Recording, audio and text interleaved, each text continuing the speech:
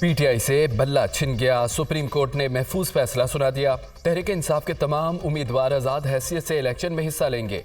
Chief justice Pakistan की सरबराही में 3 रुकनी bench ने पेशावर हाई कोर्ट का फैसला कलअदम करार देते हुए इलेक्शन कमीशन का हुक्म बरकरार रखा। बातियों नजर में कोई शवाहिद नहीं कि पीटीआई ने शफाफ इलेक्शन कराए। पीटीआई के पास आइन के मुताबिक मेंबरान को निकालने का सबूत नहीं। जमहूरियत पार्टी के अंदर और मुल्क में भी जरूरी है। पाकिस्तान में अमरीत नहीं चल सकती।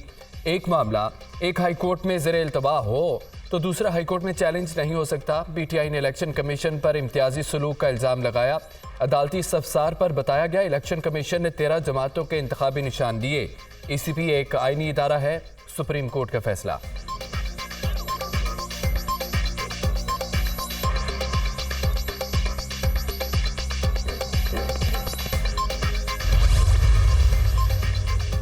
पांच सफ़ात पर मुश्तमिल तहरीरी फैसला चीफ जस्टिस काजी फायजीसा ने तहरीर किया। फैसले में करार दिया गया कि इलेक्शन कमीशन ने पीटीआई को निशाना नहीं बनाया। इलेक्शन कमीशन का मौक़िफ़ दुरुस्त है कि इंटर पार्टी इंतखाबात में तमाम मेंबरान को मौका मिलना चाहिए था, लेकिन ऐसा नहीं हुआ। मुतअद्दिद शकात पर इलेक्शन कमीशन ने तहरीक इंसाफ को नोटिस जारी किया, लेकिन उसने इंटर पार्टी इंतखाबात के शफाफ शवाहिद फराहम नहीं किए। दुरुस्त इलेक्शन का इनकाद ना होने पर इलेक्शन कमीशन ने तहरीक इंसाफ से इंतखाबी निशान वापस लिया। Supreme court Peshawar high court से भी इत्तफाक नहीं करती कि इलेक्शन कमीशन के पास इंटर पार्टी इंतखाबात देखने का इख्तियार नहीं।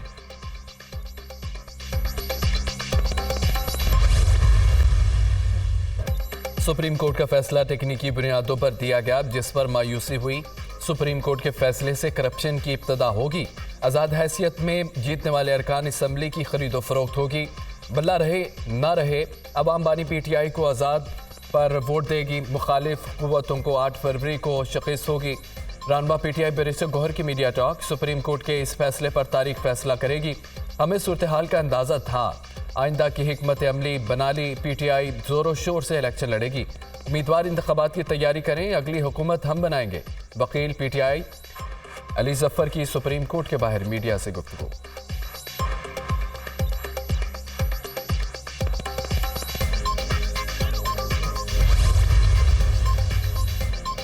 ज़ाती तौर पर पीटीआई से बल्ला छीनने के फैसले से खुश नहीं हूँ। पार्टी को मुतफ़िक़ा तौर पर एक निशान ज़रूर मिलना चाहिए था।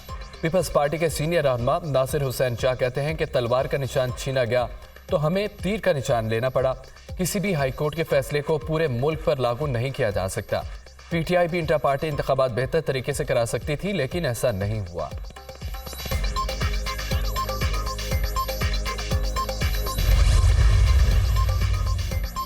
पीटीआई इंतखाबात में किसी ने वोट नहीं डाला। आइन में लिखा है कि बिला मुकाबला भी हो तो भी वोट डालना पड़ता है।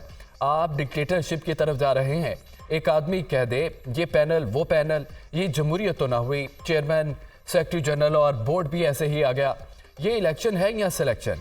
आप क्यों नहीं इलेक्शन कराते? क्या मसला था? चीफ जस्टिस का वकील अली जफर से मुकालमा। पीटीआई के इंतखाबी निशान से मुतालिक केस की सुप्रीम कोर्ट में हम समात मद्दे मुकाबल कोई नहीं था, इसलिए वोटिंग नहीं हुई थी।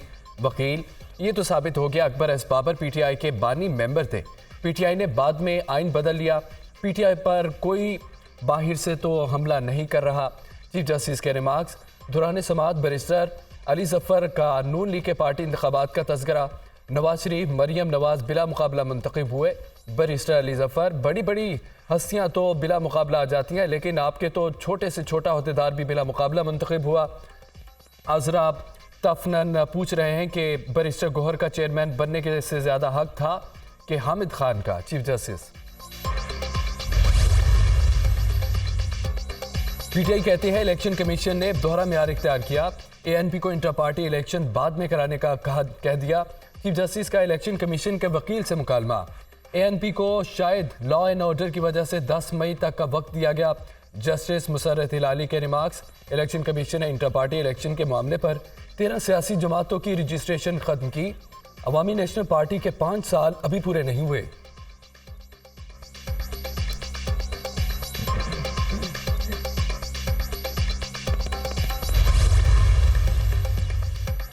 इंतखाबी निशान इंटर पार्टी इलेक्शन की वजह से नहीं रोका जा सकता। सियासी जमात को इंटर पार्टी इंतखाबात की बुनियाद पर इंतखाबी निशान से महरूम करना आर्टिकल 17(2) की खिलाफवर्जी है। इलेक्शन कमीशन ने पीटीआई के साथ इम्तियाजी सलूक बरता है। इलेक्शन कमीशन ने तहरीक इंसाफ के साथ जानिबदाराना और बदनीयती पर मबनी सलूक किया। पीटीआई के किसी रुकन ने इंटर पार्टी इंतखाबात चैलेंज नहीं किए। इलेक्शन कमीशन के पास सो मोटो इख्तियार नहीं कि खुद फैसला करे और अपीलें भी दायर करे। वकील अली जफर के दलाइल, इलेक्शन कमीशन की बदनीयती साबित करना होगी। एस्टैब्लिशमेंट क्यों इलेक्शन कमीशन पर दबाव डालेगी? अदालत आईनी इदारों को कंट्रोल नहीं कर सकती। आप कहते हैं कि एस्टैब्लिशमेंट का इलेक्शन कमीशन पर दबाव है, तो इसको भी साबित करें। आप जब बदनीयती का इल्ज़ाम लगाते हैं तो बताएं कि बदनीयती कहाँ हुई। सिर्फ सोशल मीडिया या मीडिया पर इलेक्शन कमीशन पर इल्ज़ामात साबित करना काफ़ी नहीं। चीफ जस्टिस कादी फाइज ईसा का वकील अली जफर से मुकालमा।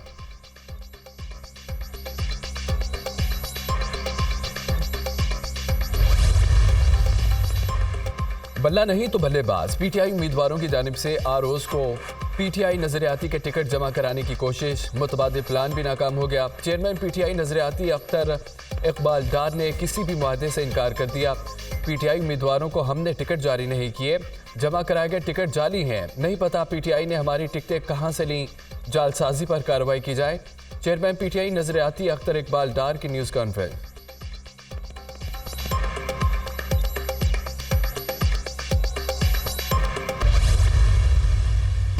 झूठ के बड़े बड़े बुत टूटे तो सच्चाई सामने आई है। अकबर एस बाबर कहते हैं कि हम पर कौन सा इल्ज़ाम नहीं लगा और कौन सा कीचड़ नहीं उछाला गया, लेकिन हमने सच का साथ नहीं छोड़ा।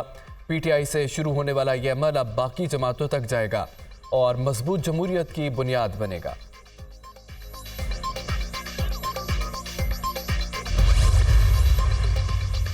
इलेक्शन कमीशन का अहम हुक्मनामा जारी। आरओज़ किसी उम्मीदवार को दूसरी सियासी जमात का इंतखाबी निशान न दें। एक शख्स एक वक्त में एक से ज्यादा पार्टियों का रुकन नहीं हो सकता। इस हवाले से तमाम दरख्वास्तें मुस्तरद कर दी जाएं। कानून और आला अदलिया की हिदायत पर सख्ती से अमल किया जाए। इलेक्शन कमीशन का हुक्म।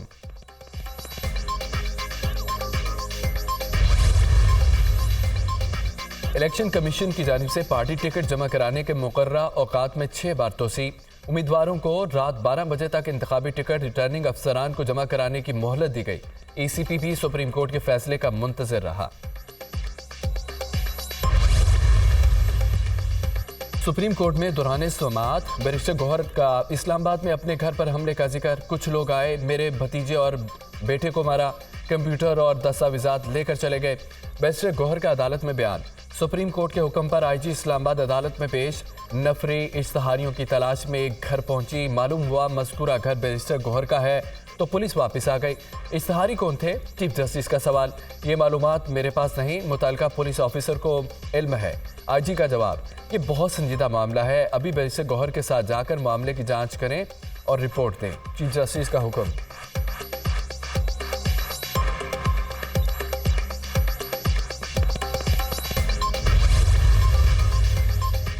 अदालती हुक्म पर आईजी इस्लामाबाद अकबर नासिर खान की बैरिस्टर गौहर के घर आमद। घर पर मौजूद अफराद से मुलाकात करके शिकायत सुनी। इस गली में ही एक और इश्तिहारी था। घर के नंबर की गलतफहमी हुई। तहकीकाती टीम बना दी है जो मुकम्मल तफ्तीश करेगी।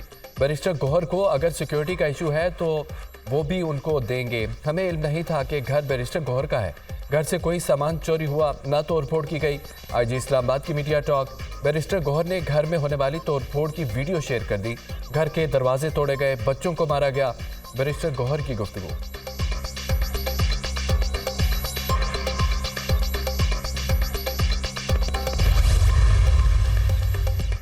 इलेक्शन कमीशन ने एएनपी को लालटेन का इंतखाबी निशान अलॉट कर दिया। एएनपी 10 मई तक इंट्रा पार्टी इंतखाबात कराए। इलेक्शन कमीशन की हिदायत। अवामी नेशनल पार्टी को इलेक्शन कमीशन की जानिब से 20,000 रुपये जुर्माना आए।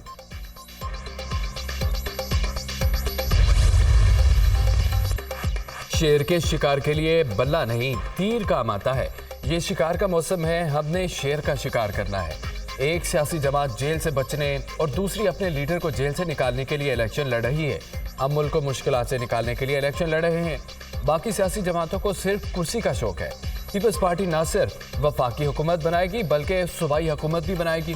पीपल्स पार्टी एक जियाला वज़ीर आला पंजाब बनाएगी। हमारा मुकाबला किसी सियासी जमात या सियासतदान से नहीं, हमारा मुकाबला गुर्बत, महंगाई और बेरोजगारी से है। पीपी चेयरमैन बिलाल भुट्टो का बहालपुर में जलसे से खिताब।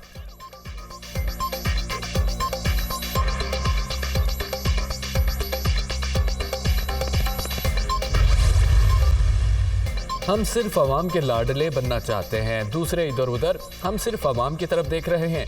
पीटीआई के कारकुनों पर तरस आता है कि उनके लीडर्स कैसा कमज़ोर केस लड़ रहे हैं।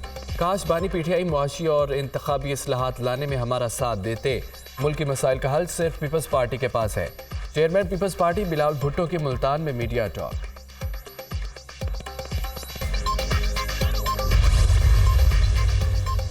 पीटीआई चोरी और मुस्लिम नून डकैती करके इक्तदार में रही। नवाज शरीफ जिस तरह इक्तदार में आ रहे हैं, मुझे उससे इख्तलाफ है। कायद नून लीग 100 के बजाय 30 सीटों पर आ जाएं, लेकिन मोराल डाउन ना करें। नून लीग के साथ सियासी ताल्लुक नहीं रहा, अल्लाह करे दोस्ती कायम रहे। बानी पीटीआई के नाकामी के पीछे चोरी का इलेक्शन है। साबिक वज़ीर आज़म शाहिद खाकान अब्बासी की मीडिया से गुफ्तगू, बोले पाकिस्तान में कुर्सी की कोई ताकत नहीं होती। मैं वज़ीर आज़म नहीं था, बल्कि मुझे मुलाजमत दी गई। नैब का सबसे पहला गाहक हूँ। शहबाज शरीफ को कई बार नैब के खात्मे का कहा, लेकिन नैब सियासतदानों को जलीलो ख्वार करता है।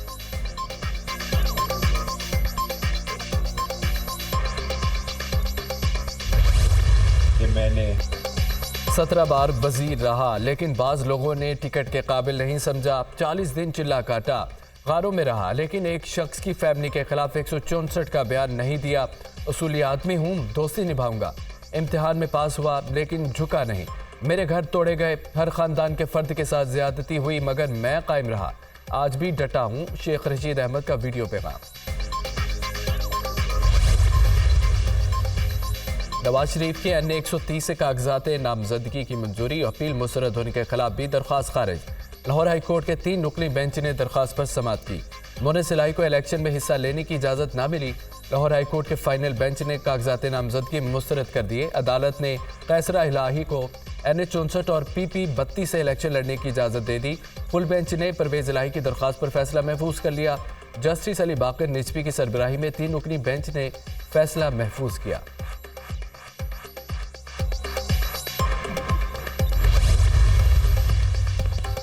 आम इंतखाबात के लिए नून लीग की पेश कदमी। बेसर हल्के फाइनल कर लिए। नवाज शरीफ NA 15 मनसहरा और NA 130 लाहौर से इलेक्शन लड़ेंगे। नून लीग के सदर शहबाज शरीफ कराची के हल्का 242 से 10 मतदार। कागजात नामजदगी वापस ले लिए। शहबाज शरीफ NA 132 और NA 123 से इलेक्शन लड़ेंगे। PP 158 और PP 164 लाहौर से भी उम्मीदवार होंगे। मरियम नवाज NA 119 और PP 159 से इंतखाबात में हिस्सा लेंगी। NA 118 और PP 147 से हमजा शहबाज सियासी मैदान में उतरेंगे। NA 120 से सरदार एया सादिक, NA 121 से शेख रहील असगर और NA 122 से ख्वाजा साद रफीक उम्मीदवार होंगे।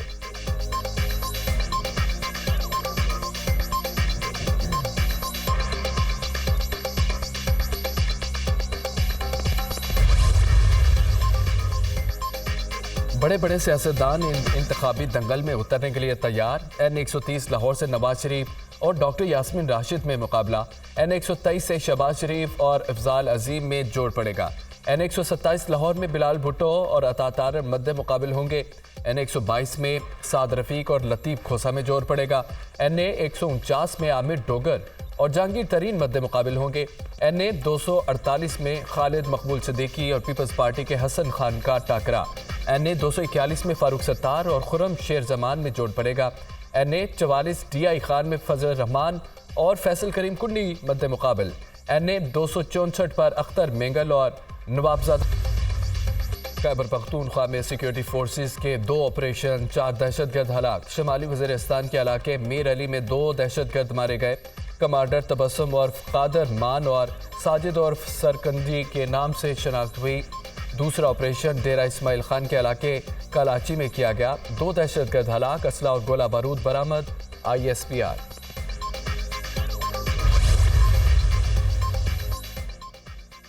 कीच के इलाके बलीदा में सिक्योरिटी फोर्सेस का ऑपरेशन। दहशतगर्दों का सिक्योरिटी फोर्सेस की गाड़ी पर देसी साख्ता धमाका खेज मवाद से हमला। सिक्योरिटी फोर्सेस की जवाबी कार्रवाई में 3 दहशतगर्द हलाक। ऑपरेशन के दौरान 5 जवान शहीद हो गए। ISPR। गजा मुतासरीन की इमदाद। पाकिस्तान से 20 टन सामान की चौथी खेप रवाना। इमदादी सामान की खेप पाक फिजाइया की खुसूसी परवाज के जरिए नूर खान एयरबेस से रवाना की गई।